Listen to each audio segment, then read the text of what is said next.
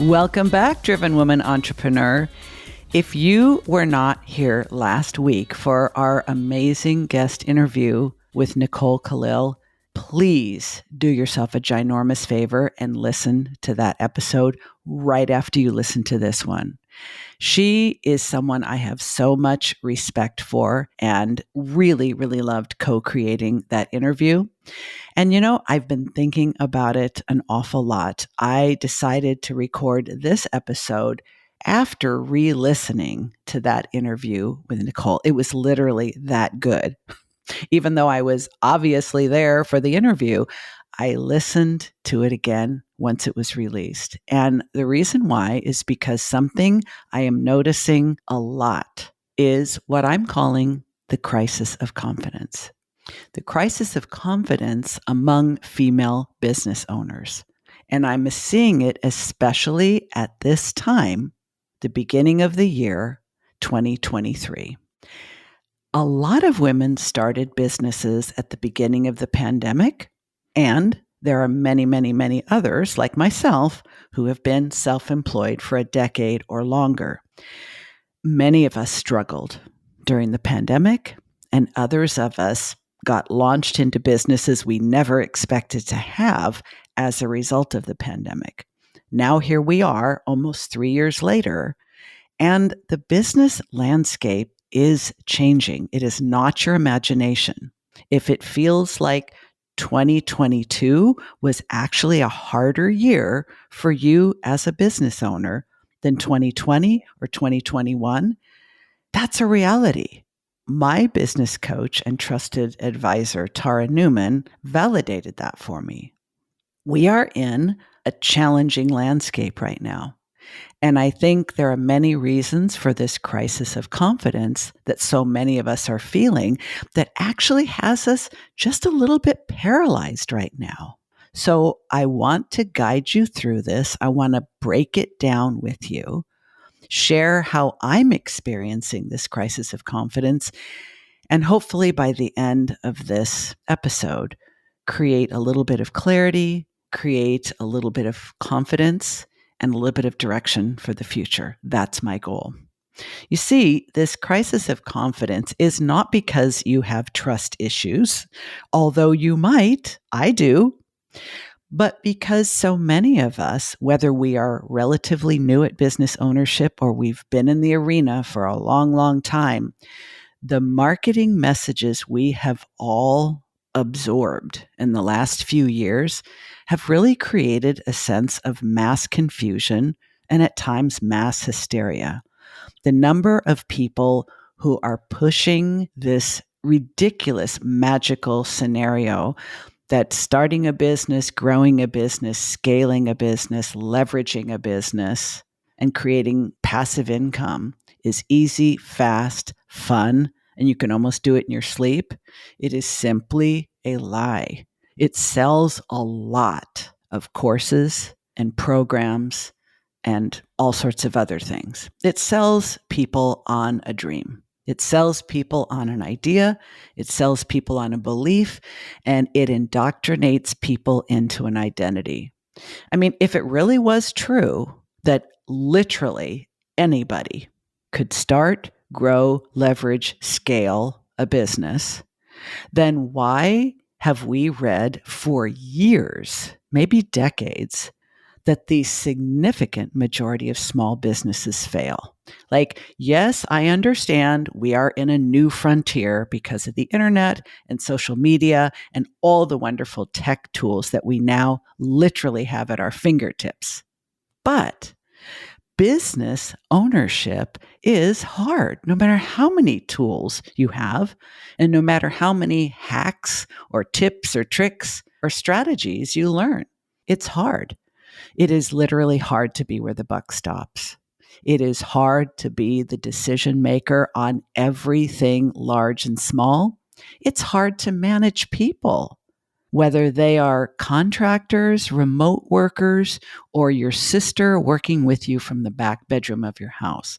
Managing people is hard. Predicting market trends is hard.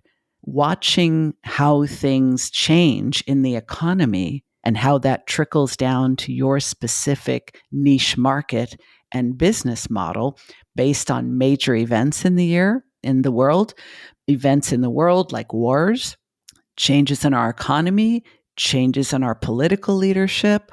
All of those things really, really do affect the small business owner. And yet, who has the freaking bandwidth to pay attention to all of that? I don't care how long you've been in business, whether you are managing a team or managing to do everything yourself, there are a lot of moving parts. And the economy is constantly changing. The social media algorithms are constantly changing. What works and for who is constantly changing. And the number of new options is constantly expanding. So this crisis of confidence is not because you lack the traits, the mindset, the skills, the attitude to be successful as a business owner. It's because you are literally being bombarded with messages, many of which contradict themselves. I recently had Jada Selner as my guest on this podcast.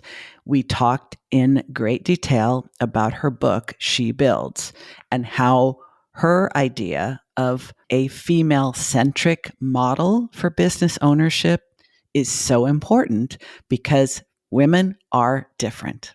We have different lives, different responsibilities, and different physiology, and that affects our bandwidth. We are much more at risk for burnout because of role strain and because of the competing demands of multiple responsibilities. And that is true whether you are a single parent, a single person, a foster mom with 10 kids, or a dog mama.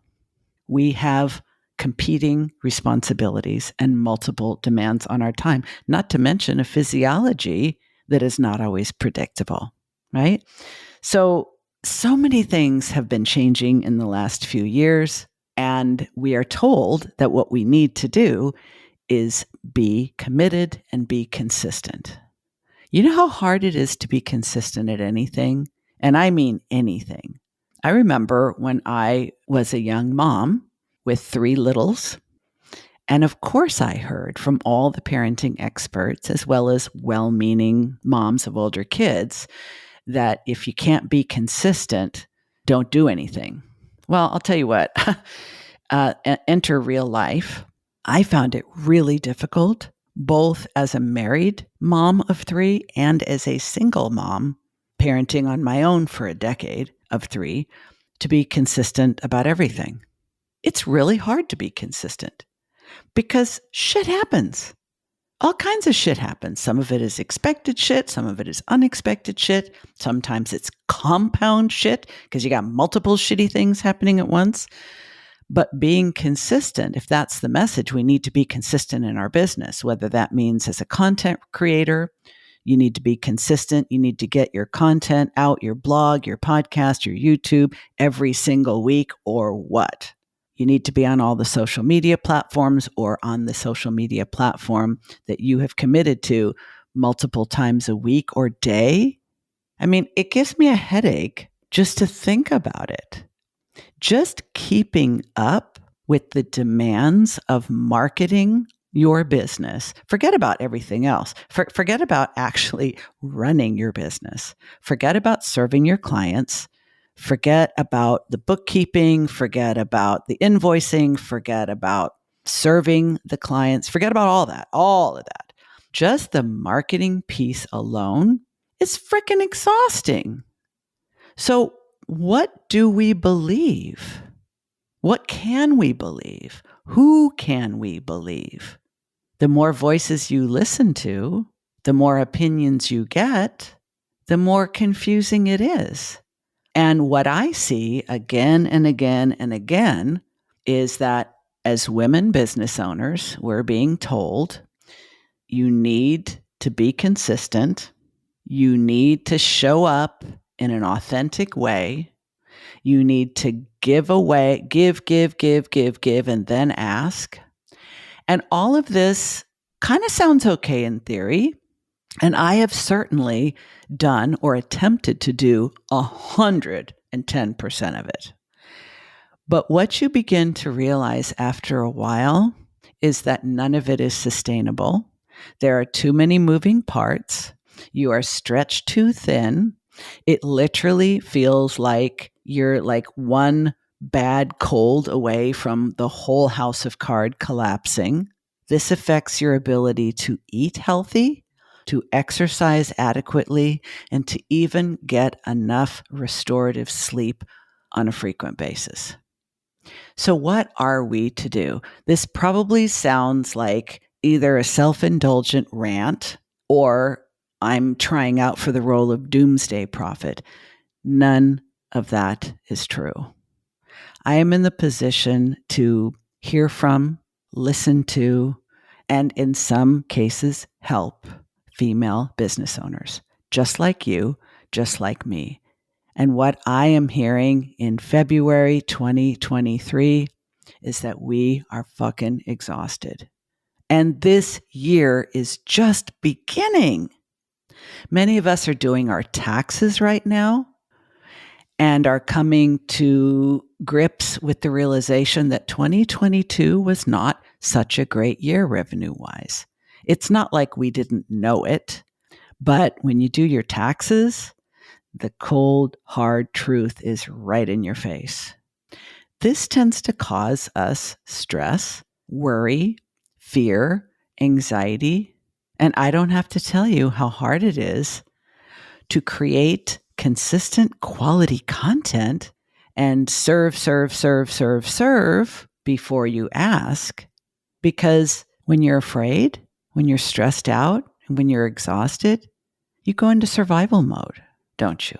I know I do.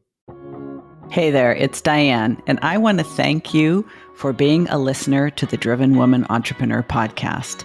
But you do know that you can only learn so much and change so much in your business and life as a result of consuming content, which is why I'm really excited to announce that my signature framework, the Boss Up System, is now available as a one-on-one coaching experience. I will be relaunching the small group experience of the Boss Up Breakthrough in just a few months, but so many women I've been talking to had a very disappointing year for 2022, and they just don't want to wait, which is why I've decided to open up just a few spots to work with people through the Boss Up framework one-on-one.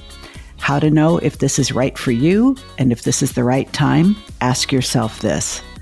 If you started your business to create a profitable, right-sized offer that is rewarding and allows you to stand out and be sought after, but what actually has happened is that you are over-delivering and undercharging and just not reaching your ideal clients with the perfect offer you have for them, this may be exactly what you need. There are 9 stages in the framework that we work through together, which include an audit of your business to determine what is and isn't working. We set appropriate goals, identify the obstacles that have been holding you back, determine the difference in your business between value and worth, craft your unique offer, and address price, fears, and boundary issues that have prevented you from having the business you want, need, and deserve. So if that sounds right for you and you don't want to wait for the group, click on the link in the show notes to schedule your free consultation. Hey, you already know you like what I have to say and how I think. What if this is the year that you have my eyes and ears on your business and really help you move the needle? Click on the show notes and see if this isn't the right time for you. I'd love to see your name on my calendar. Now back to the show. So this crisis of confidence is we are not feeling confident about our ability to have successful, sustainable businesses. Many of us are not feeling confident in knowing how to get whatever help we need, believing that it's actually okay to get help, and trusting that the people that we should be able to turn to for that help will actually deliver on their promises. You see, this crisis of confidence has kind of a dirty little secret, which is there are hundreds of thousands of women-owned businesses who, by and large, turn to female business coaches, business consultants, business strategists, and group coaching programs run by women. Why? Because most of us already know that what works for men is not going to work for us, because their lives tend to be less complicated than ours. I realize that is a broad, sweeping generalization, and you do not need to DM me and tell me that you know of the lives of many men who are very challenging. Come on, I'm not a beginner. I do know that. But what I also know is that women business owners have a harder time. They have a harder time getting funding. They have a harder time getting business loans. They have a harder time getting people in the position to help them get started or keep going. They have a harder time getting those people to take them seriously. And now it doesn't even feel safe, and we can't, with confidence, even turn to each other for help. That's a broken system, my friends. I'm so sad, disappointed, kind of want to throw up in my mouth a little, to be honest, at the number of women who are leading programs, marketing and selling to other women, who are quite intentionally creating false hope, making false promises, and leaving those clients high and dry when they don't get the desired results that they were promised when they enrolled in their program. It's really pretty gross. And yes, I know I'm idealistic, and I know that there are just as many shitty women out there as there are men, but women tend to be more collaborative, and historically, we have been able to turn to one another for safety and support. Not so much now. And it makes me very sad to see how many women are struggling in their businesses, do not want to give up owning a business, running a business. They're deep into survival mode. They're scared shitless, and they don't know who they can trust. That makes me very sad. And I am among the many, many, many thousands of women who turned to other women for help as I was growing my business, pivoting in my business, expanding my business, taking my offline business online. I have hired predominantly other women to help me. And most of those situations have not turned out well for me.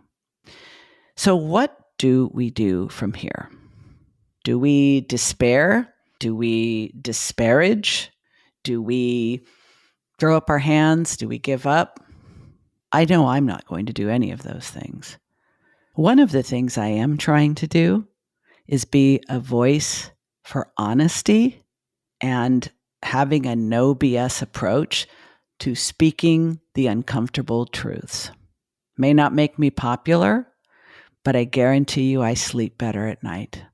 It also helps me connect with other women who are strong, who are no BS themselves, and who have no intention to be part of the mental fuckery that is going on, especially in the coaching industry on an incredible scale.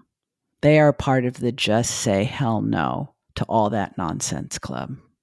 So I want to say just a few things in wrapping up. One, if you have been duped, taken advantage of, lied to, really screwed over by a female coach or consultant or course creator, I am deeply sorry that you experienced that.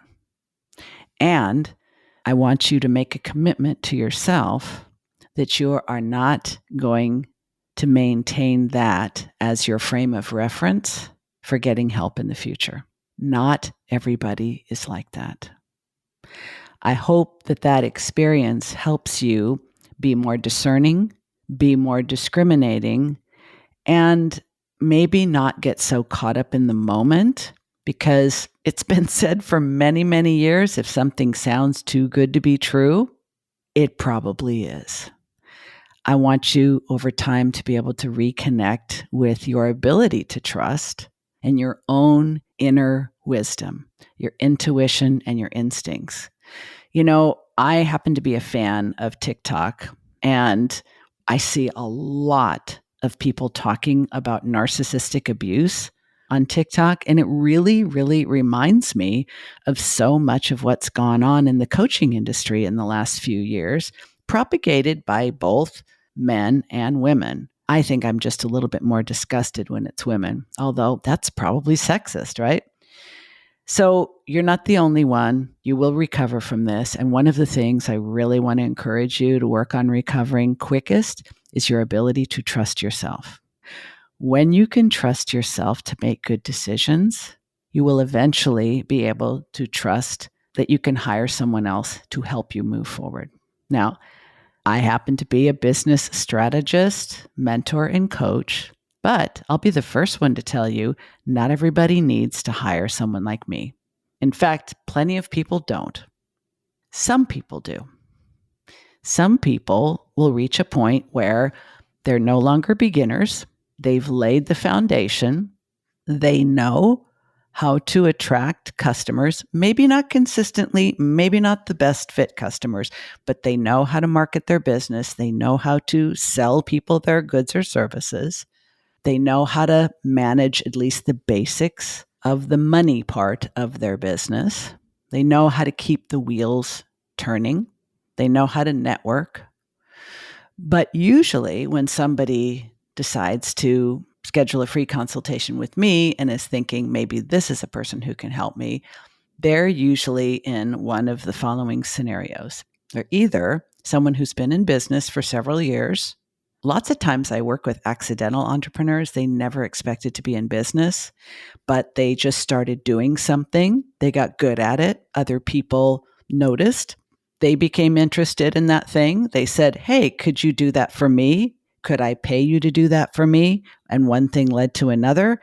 And now here they are 5 years later as an agency owner, where they are continuing to do that type of work. And they are now also supervising a team of people who do that kind of work. That's a pretty common scenario for women business owners.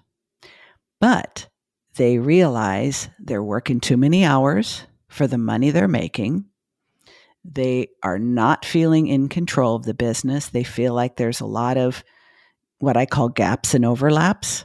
Stuff is falling through the cracks, and there are redundancies, like maybe two different people have some overlapping roles, things like that. I really like to work with established business owners because rather than brand new newbies, I have helped a few people start their business from scratch. And that is exciting and fun because fundamentally, I'm a builder. But I really like helping people figure out when they have an established business, what's working and what isn't, so that we can leverage their strengths and fix the problems, easing pressure from them, simplifying, streamlining, and allowing them to gain time freedom, money freedom, and a greater sense of spaciousness in their life. Like I said, you may not need a coach or a strategist. You may not need me.